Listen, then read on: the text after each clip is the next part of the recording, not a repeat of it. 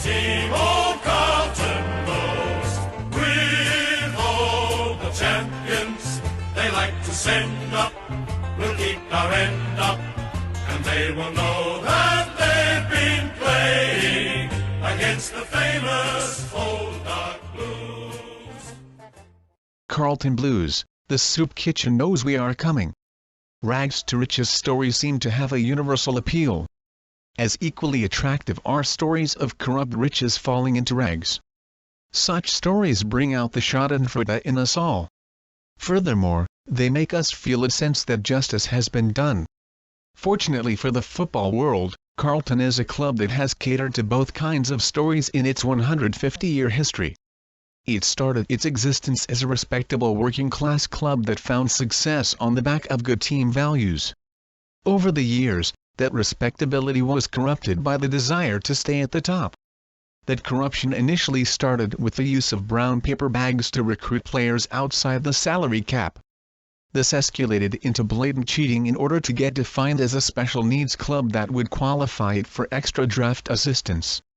Overall, it is safe to say that no club over the last 3 decades has had as many immoral individuals on and off the field as Carlton. Fortunately, karma has repaid Carlton with the many spoons it deserves. So much so, Carlton has become the St. Kilda of the new millennium, with a record of 5 wooden spoons. Origins. The Carlton Football Club was formed in 1864. Although initially a working man's club, it was always successful. Over the course of the 20th century, Carlton notched up a VFL record of 16 premierships and until 2002, had never won the wooden spoon for finishing last. It is unknown why the club chose the colour blue, but one story proposes that a Melbourne official returned from Britain with a load of red and blue woolen socks. The official kept the red for his own team but gave Carlton the blue, thus resulting in Carlton being referred to as the Blues. Over the subsequent century, there were some attempts to give the club a less generic identity. For example, they were sometimes referred to the Butchers because their jackets were reminiscent of butchers of the late 19th century. Some newspapers also referred to them as the Brewers, probably because of region brewed a great deal of beer that was enthusiastically drunk after games. After WW2nd, an attempt was made to introduce a cockatoo mascot, but this was not successful.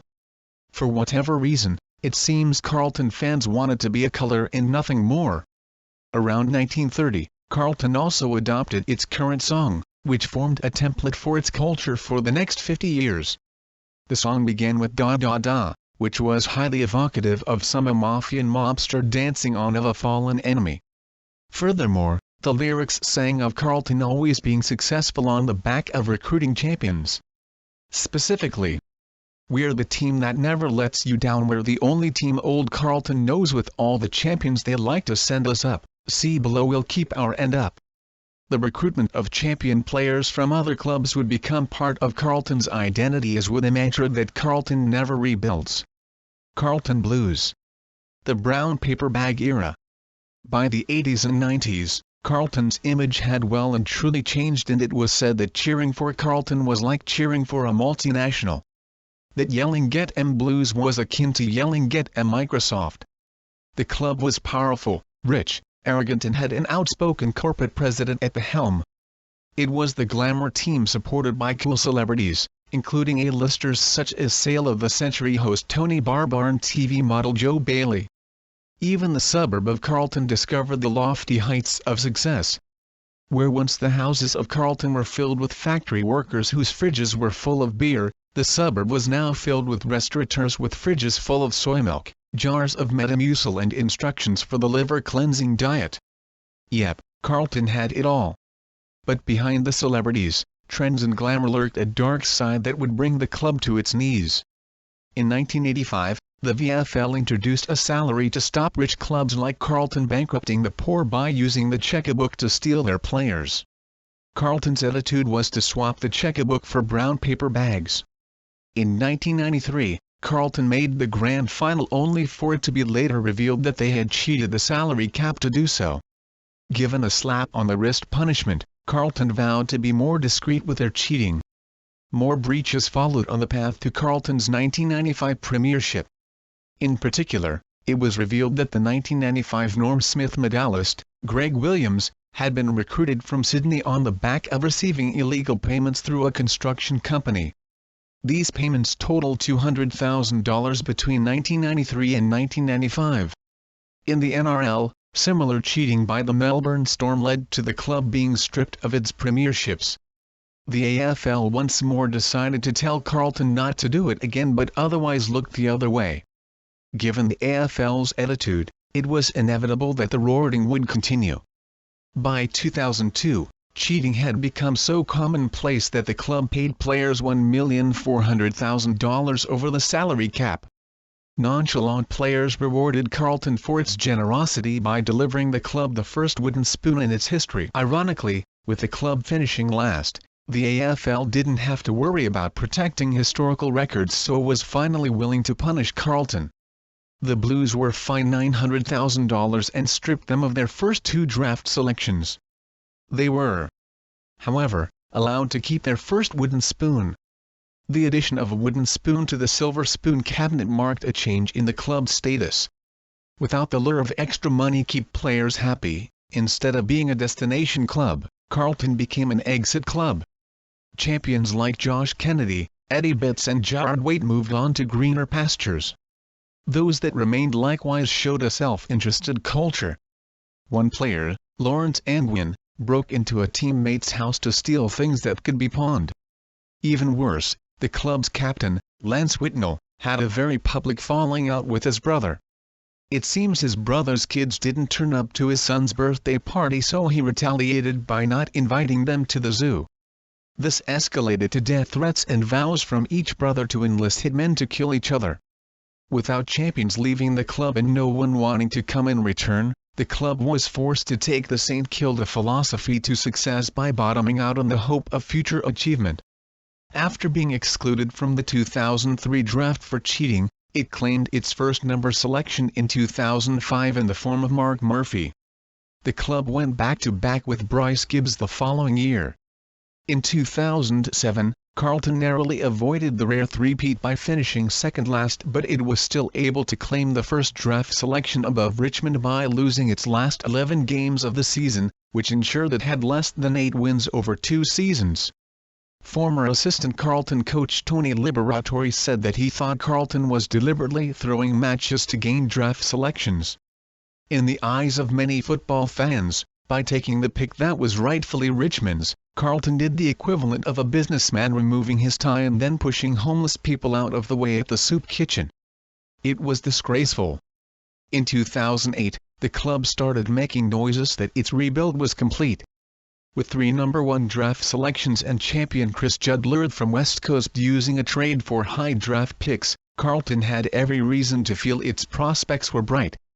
Although they didn't make the finals, they did win almost as many games as they lost.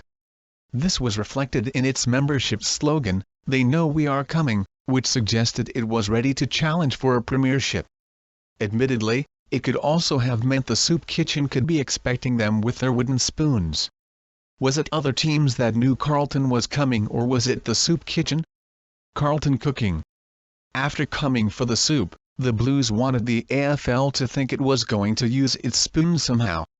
Although Carlton tasted some success, it didn't come soon enough, so it was back to the draft once more. By 2015, the club had another spoon for its collection.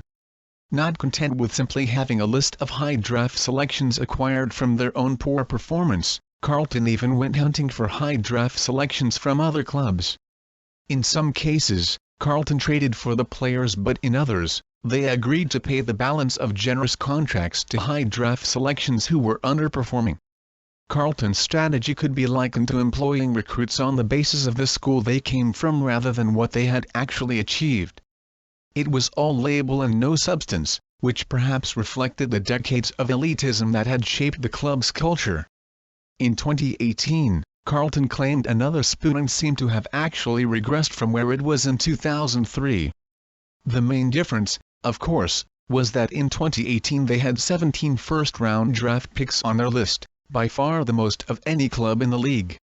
Despite having 17 first-round draft picks and the first pick in the 2018 draft, Carlton still asked the AFL for priority picks and or special assistance to gain the achievement that it was incapable of delivering on its own. In short, it had wholeheartedly exploited the welfare model even though it was in no need of welfare. Carlton rebuilt. It wasn't just on the field where Carlton became a basket case from their 1980s peak. In 1983, businessman John Elliott became president and introduced a corporate model to football club management. In 1991, he attempted a hostile takeover of the North Melbourne Kangaroos by purchasing a large parcel of shares formerly owned by Bob Ansett. The plan was to raid the playing stocks and bring some North Melbourne supporters to Carlton, but it was ultimately blocked by the AFL. Another of Elliott's corporate schemes was to redevelop the suburban Princes Park at the same time that rivals Essendon and Collingwood abandoned their suburban grounds as they moved to MCG to provide a big game atmosphere. Elliott knew Princes Park, also known as Pigs Arse Park, was not as popular as the MCG, but he envisaged other clubs playing home games at the ground and Carlton taking a cut of the takings. Carlton spent millions building boutique stands. Elliott even named one of them the John Elliott Stand in tribute to himself. But Elliott's pot of gold revealed itself to be a white elephant. While the logic was sound as the AFL needed a second Melbourne stadium, there was no way other clubs were ever going to agree to Carlton being their landlord. Football is very different to business in that regard. Consequently, the Docklands Stadium was built to be the second Melbourne ground. In 2002, Carlton posted losses of $7.5 million and then $11.1 million in 2004, most of which related to devaluing assets at Princes Park. Admittedly, Elliott's plan had a bit of logic behind it, but fans of other clubs just couldn't stand the idea of paying to play at Carlton's home ground. John Elliott was given the arse and quite poetically he personally went bankrupt. His replacement, Ian Collins, seemed just as bad. In 2005, basic rules of accounting got mixed up and the club found itself with a tax bill of $1 million. The bill could have been avoided had the club run itself more along the lines of a members-owned organization. Collins also shifted Carlton to Docklands and knocked down some of Princes Park stadiums in a way that seemed to publicly disown Elliott. Aside from wanting to humiliate Elliott, Collins seemed to have a conflict of interest because as well as being Carlton president, he was Docklands Stadium CEO. After constantly being dragged through the mud, in 2009, Elliott hit back by confessing that Carlton had paid hush money to 5 women who said they had been raped by players in the 1980s and 1990s. Elliott said the payments had been made because he suspected the women were lying and it was a way to protect the club from bad publicity. This in turn made it a bit odd that he was bringing bad publicity to the club by confessing that rapes may have occurred but the women had been bought off. The club was not impressed and reacted by banning Elliott from attending any events. Carlton's 3 decades of financial and social problems have presented a moral dilemma for the rest of the competition. Many AFL fans believe that if Carlton couldn't pay their way and can't stop cheating then they should be put into the VFL. Obviously Carlton's fans wouldn't be happy about that, but there has been a perception that it serves the fans right for picking a loser team. Of course, such suggestions are made tongue-in-cheek, but there is a certain appeal about threatening a former A-lister to experience life in the E-list ranks. Membership slogans. 2013 slogan, I am Carlton. 2014 slogan, We are the Navy Blues. 2015 slogan, One Club, One Tribe, One Love. 2016 slogan, Bound by Blue. 2017, Bound by Blue. Review. There is no I in team unless that team is Carlton. Carlton has always been a club of mercenaries. In decades past, the club's success was largely based on its chic book. When a salary cap reduced this power, the club responded by using brown paper bags under the table, but that ended poorly. More recently, it hired coach Mick Malthouse, whose demeanor painted a picture of someone with a personal grudge to settle with Collingwood for showing him the door. The egocentrism of Carlton was reflected in the use of I in its 2013 slogan. In 2014, it took the dishonest brown paper bag route by changing I to we, which is simply not what Carlton is about. Song. We are the Navy Blues, we are the old dark Navy Blues, we're the team that never lets you down, we're the only team all Carlton knows. With all the champions they like to send us, we'll keep our ends up and they'll know that they've been playing against the famous old dark Blues. The Carlton theme song is without doubt the most arrogant in the AFL. It was adapted from the 1898 song, Lily of Laguna commences with da da da da da. Roy Morgan research Carlton Blues supporters were 2001. 30% more likely than the average person to be age 25-34. The most likely to have drunk beer in the last 4 weeks, 27% more likely than the average person. 41% more likely than average to have eaten KFC. 43% more likely to have played a poker machine in the last 3 months, 2004, when compared to other AFL supporters. 34% more likely to be age 25-34, 26% more likely to be parents of children in their household, 32% more likely to earn over $70,000 per annum, 28% more likely to believe they were born to shop, 20% more likely to believe that they cannot relax until their house is clean and tidy, 2006, when compared to other AFL supporters.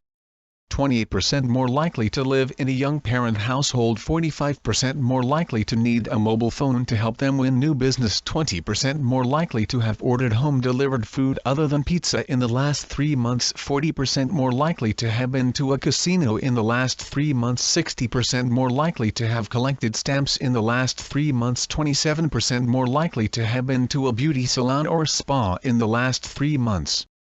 Rivalries Collingwood. In the VFA, Carlton was the league's only working men's club. When Collingwood entered the VFA in 1892, Carlton discovered it had a rival. Over the years, numerous grand final clashes have flamed the hatred. None more so that 1970 when Carlton left no doubt that Collywobbles was a real psychological phenomena. Richmond, another working men's club like Collingwood which likewise battled Carlton in grand finals. Unlike Collingwood, Richmond was able to hold its own when the pressure was applied. Essendon. In recent times, Carlton has also forged an intense rivalry with Essendon. Some of this stems from Carlton having 16 flags to Essendon's 16. Some of it also stems from Carlton's modern-day glamour associations which rival those of Essendon. Carlton has a way of lifting itself when it plays Essendon. In the 1999 preliminary final, Essendon was expected to thrash Carlton on their way to a certain flag. But the Blues rose a level and knocked off Essendon by a point. Even though the Blues went on to lose the grand final, they still felt satisfied by denying Essendon a probable flag. Carlton jokes two boys are playing football in a Melbourne park, when one is attacked by a Rottweiler. Thinking quickly, the other boy rips off a board of the nearby fence, wedges it down the dog's collar and twists, breaking the dog's neck. A reporter who is strolling by sees the incident, and rushes over to interview the boy. Essendon fan saves friend from vicious animal, he starts writing in his notebook. "But I'm not a Essendon fan," the boy replies. Tigers fan rescues friend from horrific attack, the reporter starts again. "I'm not a Tigers fan either," the boy says. "Then what are you?" the reporter says. "I'm a Carlton fan." The reporter starts a new sheet in his notebook and writes, "Spoiled brat kills family pet." 2003 Awards Best and Fairest, Lawrence Anwin. We would like to congratulate Lawrence Anwin who walked away with the Best and Fairest trophy on the night. Unfortunately, it was actually won by Camporeal. Police are currently investigating. Best Clubman, Justin Murphy. No Carlton player spent more time in clubs this year than Justin. Heat, Mercury Lounge, Motel, QB, you name the club, Justin was there. He is a worthy recipient of Best Clubman. Mark for the year, Barnaby. French Barnaby took his one mark for the year in round 21 against Hawthorn. Icons Bruce Dool, Aka the Flying Doormat. Dool was an odd fellow who, despite being balding, loved wearing headbands. He had the temperament and looks of a hermit but is a back pocket player, clung to people like shit to a blanket. Stephen Silvagni, SOS son of Serg who was rarely beaten at fullback. David Rhys-Jones, dodgy backman who looked like a car thief. Had a regular weekly appointment with a tribunal. Stephen Kernahan, centre-half forward with a terrible mullet. Alex Jesaulenko, high-flying forward. John Nichols, huge man who used his intimidating presence to control games from the ruck. It is said he tried out for Collingwood but they cut him because of his vile odour. Justin Madden, big dinosaur with a comical face. Left Essendon because he couldn't get a ruck berth and later came to haunt the Bombers with many champion games. Greg Williams, stoic and softly spoken centreman. Was a champion at other clubs but moved to Carlton as desperately wanted to play in a victorious team.